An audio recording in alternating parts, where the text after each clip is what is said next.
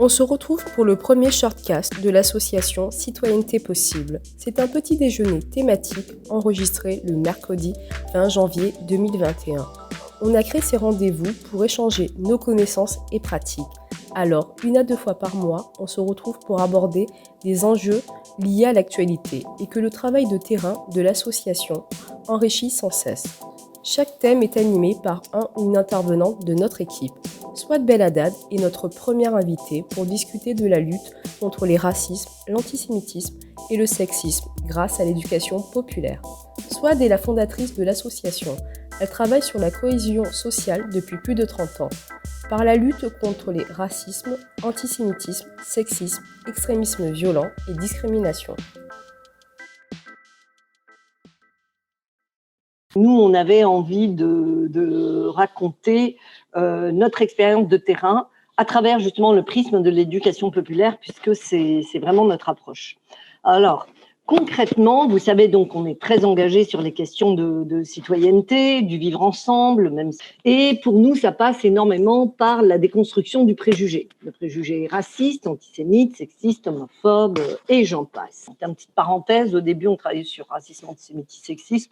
Puis peu à peu, il y a eu de plus en plus, voilà, donc on va dire violente, intolérante, et ça recouvre tout ça. Une fois que, en fait, vous avez le grand souhait de vouloir faire comprendre que cette parole-là, elle peut blesser, elle peut tuer, même la vraie question, c'est comment on va le dire. Comment on va le dire et est-ce qu'on va le dire de la même manière à tout le monde? C'est-à-dire, en gros, comment je fais face à celui ou à celle avec qui je veux partager ce message, mais sans être une donneuse de leçons, sans être moralisatrice, d'ailleurs au nom de quoi je le serai, et puis comment je vais faire pour ne pas prétendre que moi je suis porteuse de la bonne parole et que lui ou elle en face, c'est pas grand chose, mais c'est pas grave, je vais arriver pour un peu l'éclairer. Autrement dit, comment être en parité dans le partage avec l'autre.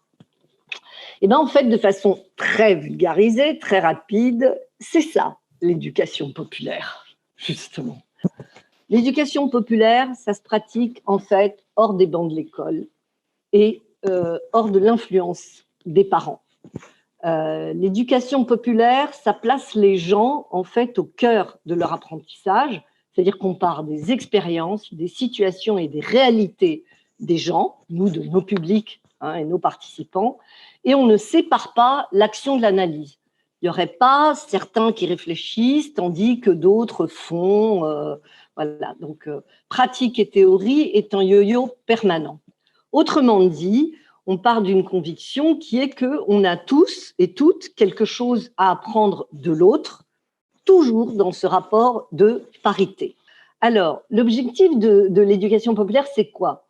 Évidemment, et puis alors nous, on s'est complètement saisi de ça, c'est l'idée de s'émanciper individuellement, et en même temps, collectivement, face à des situations de conflit, et surtout dont l'objectif, entre autres pour nous, c'est de rompre avec cette banalisation, en fait, de la parole intolérante. Penser sale arabe, sale pédé, sale juif, sale pute, sale garce, ce n'est pas une opinion, c'est un délit. Okay. Donc, vous pouvez penser, en fait, dans votre tête, sale arabe, mais non, vous ne pouvez pas le dire tout haut. Voilà, là, vous rentrez dans le champ illégal. Donc, c'est assez complexe parce que vous pouvez dire, par exemple, je n'aime pas les Arabes. Ça, vous n'êtes pas dans l'illégalité. Vous engagez que vous, etc. En revanche, si vous continuez à « je n'aime pas les Arabes parce qu'ils sont tous délinquants », là, vous rentrez dans le champ, effectivement, de l'illégalité, puisque c'est propos racistes, où vous avez, si vous voulez, mis un qualificatif au pluriel qui essentialise et qui offense. Alors, premier principe d'éducation populaire, en tout cas, premier principe qui nous a inspirés, c'est le savoir n'est pas seulement détenu, par exemple, au lycée, par le prof et les proviseurs. Concrètement, ça veut dire quoi? Ça veut dire qu'on galère énormément, figurez-vous, pour convaincre les proviseurs et la direction de laisser venir à notre formation les surveillants, en fait, les pions, et surtout les cantinières.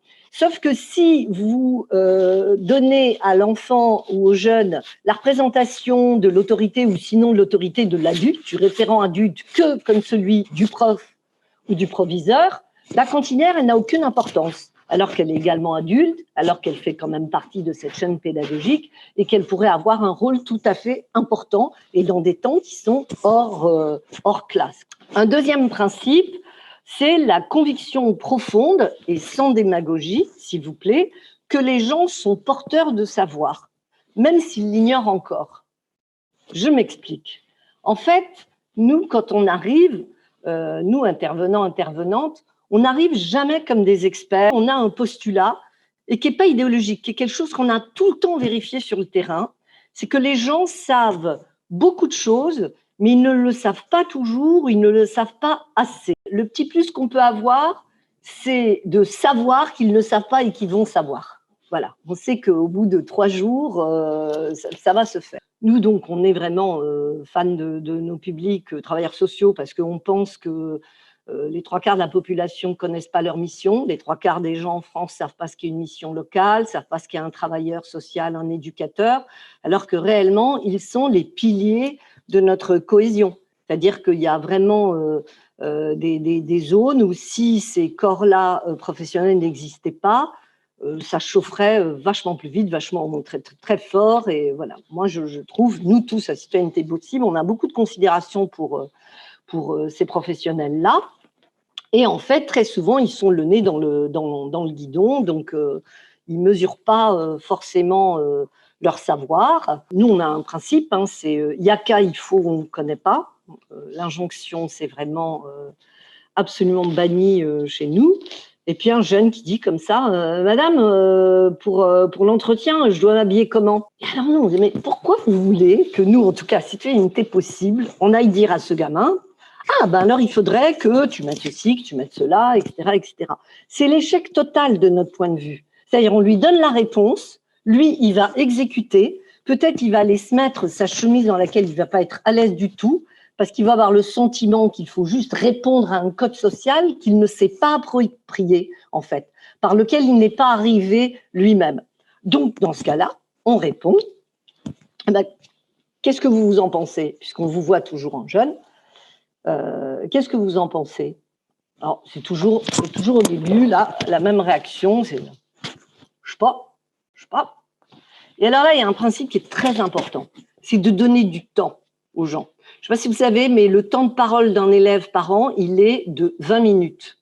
Pourquoi? Parce que vous aurez remarqué que très, très souvent, le prof dit alors, quelle est la réponse? Et s'il n'y a pas la réponse très vite, je ne sais pas, soit de répondre, allez, hop, on passe à la suivante. Il n'y a pas le temps de laisser élaborer, en fait, la pensée et ensuite que ça devienne du langage, etc. Donc, je ne lance pas la pierre aux profs qui ont plein de choses à faire, mais de notre point de vue à nous, qui sommes justement dans ces questions sur le langage et la cohésion sociale, c'est capital de donner du temps. Et bien, vous voyez, c'est ce garçon-là, vous lui laissez du temps, il va répéter comme ça, je sais pas. Alors, peut-être vous allez l'accompagner un peu plus en lui disant, ben, je sais pas, vous n'avez pas une idée ou... Et bien, quand il prend son temps, de lui-même, il dit, bah, je vais pas aller en basket, d'accord, donc vous voulez pas aller en basket, bah non, je pense que ça va, hein, et il commence à élaborer. Moi, je vais pas non plus mettre une veste, faut pas que ce soit trop chic, bah non, faut pas que ce soit trop chic, si vous sentez qu'il faut pas que ce soit trop chic, etc. C'est-à-dire qu'en fait, et là on est dans un autre principe, pour nous très important, en éducation populaire et dans notre travail, c'est qu'il cherche, on ne sait pas pour lui d'avance. Et ça, c'est une chose pour nous qui est capitale. Ne pas savoir à la place de l'autre. L'accompagner, effectivement, lui laisser du temps, parfois accepter aussi que ce n'est pas son temps, ce n'est pas son moment. Donc voilà, c'est pas aujourd'hui, ben, ça ne veut pas dire que ça ne sera pas demain, etc. Voilà. Mais ne pas être à la place de l'autre. Le troisième principe, justement, qui rejoint ça, donc c'est partir de la réalité des gens, de leur terrain, ne pas théoriser, expérimenter, de manière très, très concrète. Donc, cette formation-là, les gens arrivent, en général, il y a quand même pas mal de souffrance, qui est très, très gardé, puisqu'il y a aussi toujours beaucoup de dignité, puis c'est quand même des gens, il faut le rappeler, qui sont quand même fort mal payés, voilà, mais qui sont les serviteurs de la mission publique. Et c'est des gens qui, de plus en plus, se font maltraiter par les publics, parce que les publics sont de plus en plus précaires, donc c'est comme une chaîne. Voilà. Donc le premier jour, quand on a ces 12 participants, on les sépare en groupes de 3-4, et puis on leur propose de se raconter à tour de rôle un épisode dont ils ont été victimes ou témoins face à une parole intolérante. Alors je vous ai mis tout ce qu'on mettait dans l'intolérance, et puis qui les a laissés impuissants. Et à partir de là, donc déjà chacun se rend compte que tiens, il n'est pas seul dans ce qu'il vit. À partir de là, ensemble, le groupe de nouveau, alors je vais vraiment très vite, puisque ça prend quand même beaucoup de temps, mais ce qu'on va faire, c'est qu'on va rejouer la scène. C'est assez ludique, on rit beaucoup dans ces formations. Et si vous voulez, c'est le groupe qui va proposer des alternatives. On cherche, et au bout d'un moment, on trouve. Mais quand on vous dit qu'on trouve, c'est qu'il n'y a pas la vérité qu'on trouverait, en fait. Il y a une vérité, une solution à un moment donné qui marche dans un contexte et qui sera peut-être une autre solution dans un autre contexte. C'est aussi ça, en fait, qu'on apprend durant cette formation, quoi. C'est qu'il n'y a pas, comme Lucky Luke, 2 codes qui seraient toujours les mêmes, qu'on dégainerait et qui marcheraient, quoi. On a une multitude, en fait, de ressources en nous et de possibilités dans les situations, sauf qu'on ne les exerce pas suffisamment. Et après, au terme de ça, quand on a aussi bien ri, je le répète, au terme de ça, c'est le groupe ensemble qui va définir cette situation. Est-ce qu'on est dans une situation de racisme? Est-ce qu'on est dans une situation de préjugés? Est-ce qu'on est dans une situation de discrimination ou pas, etc. Parce que c'est vrai que les mots sont importants, que parfois on parle de discrimination quand ce n'est pas du tout le cas, etc. Donc, si vous voulez, c'est ensemble qu'on nomme et qu'après, on peut donner des définitions. Voilà, une discrimination, ce que c'est, voilà, une parole raciste, ce que c'est, etc. Donc, il est très possible que parfois, quelqu'un qui profère une phrase raciste soit quelqu'un de gentil et de bonne foi et même ait cru faire plaisir. Omar Sy, tu viens prendre un café, voilà, qui est plus dans... a priori, Omar Sy, grand acteur, beau, connu, pourquoi tu te vexes? Je ne me vexe pas, c'est que je voudrais juste que tu m'appelles Guillaume parce que je m'appelle Guillaume et pas Omar. Voilà. Donc, si vous voulez, il y a beaucoup de nuances, du coup, qui se font. Et voilà. Et après ça, on va aussi beaucoup travailler sur qu'est-ce que ça me fait. Est-ce que j'ai de la honte? Est-ce que j'ai de la souffrance? Est-ce que j'ai de la colère? Qui ne sont pas du tout des émotions qui sont identiques. Donc, c'est très important de comprendre ça en soi, parce que c'est aussi la façon dont j'ai ressenti une chose qui va déterminer comment je vais me positionner après. Par exemple, si je suis extrêmement en colère, c'est un exemple, vraiment parmi 1000. Est-ce qu'il ne vaut pas mieux, du coup, comme j'ai identifié que j'étais très, très en colère, d'attendre? Ce qui nous importe, nous, l'objectif pour nous, à ce moment-là, si vous voulez, c'est que la personne, elle choisisse. Et là, comme ça fera la boucle avec nos principes d'éducation populaire. C'est-à-dire que si je suis en colère et je choisis de ne pas réagir, ce n'est pas la même chose que d'être en colère et de ne pas réagir parce que je suis tétanisée par ça. Voilà. Et donc, finalement, l'éducation populaire, qu'est-ce que ça veut dire dans le contexte actuel et pour une association de terrain qui promeut la cohésion sociale? On ne fait qu'avec le vécu et la réalité des gens.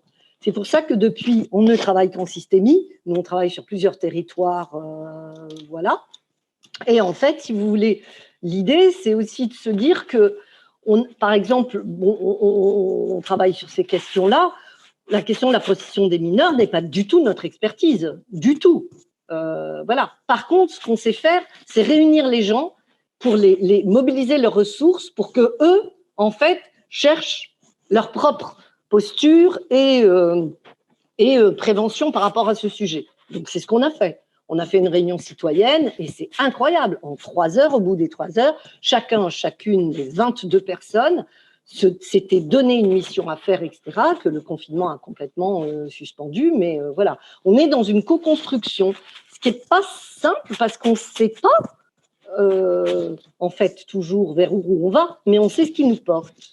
Notre association, même en étant modeste, est une association qui est quand même un véritable baromètre de la situation en France, parce que comme on est dans plein de milieux, et réellement, moi, je suis très impressionnée de à quel point notre pays est divisé. Je l'observe depuis un bon moment, mais je trouve que voilà. Donc c'est-à-dire que ce qui est aussi très compliqué, c'est que notre pays non seulement est divisé, mais pas en deux. Le mouvement féministe à l'intérieur est divisé. Le mouvement en fait antiraciste est divisé. Donc il y a énormément de constellations et ce qu'on voudrait, nous, énormément, c'est trouver la convergence des uns des autres, même pendant un moment donné, quoi. Voilà. Chercher des points de convergence, c'est tout le travail de l'association. Nous, on veut créer le dialogue, mener sur des sujets qui fâchent.